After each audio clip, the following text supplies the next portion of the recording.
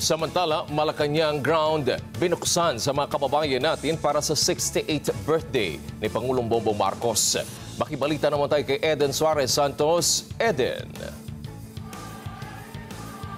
Yes, Wedge, daan-daang mga kababayan natin ang dumagsa dito sa palasyo ng Malacanang.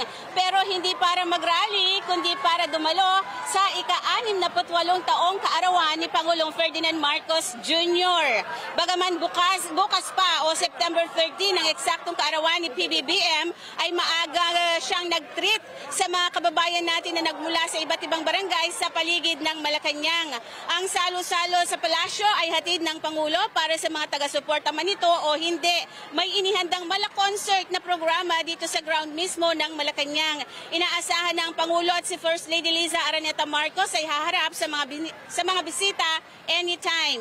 Bago naman ang birthday salo-salo dito sa Palace Ground ay dumalo si PBBM sa isinagawang Gawad Agrario 2025 sa San Juan City, kung saan ay binigyan ng parangal ang ilang natatanging mga magsasaka at organisasyon, ganyan din yung komunidad. Sinasabing okasyon ay binigyan ng cake ang Pangulo para sa kanyang kaarawan at inawitan din ng birthday song. Sa mga oras na ito ay makikita natin dito sa LED si Pangulong Ferdinand Marcos Jr.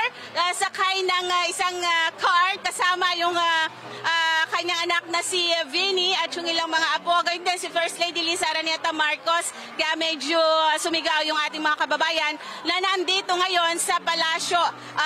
Kanina nga ay maging si Agrarian Reform Secretary Conrado Estrella III ay binati rin dahil ngayong araw, Wedge, ay kaarawan mismo ni Secretary Conrado Estrella ng Agrarian Reform.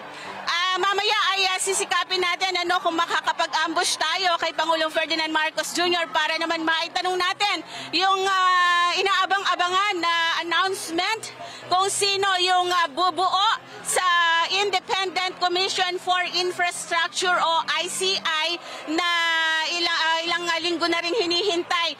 Sino ba yung magsasagawa ng investigasyon sa mga umano'y-maanomalyang flood control projects. Ito anytime ay darating na dito sa mismong ground kung saan sinasagawa ang programa, no?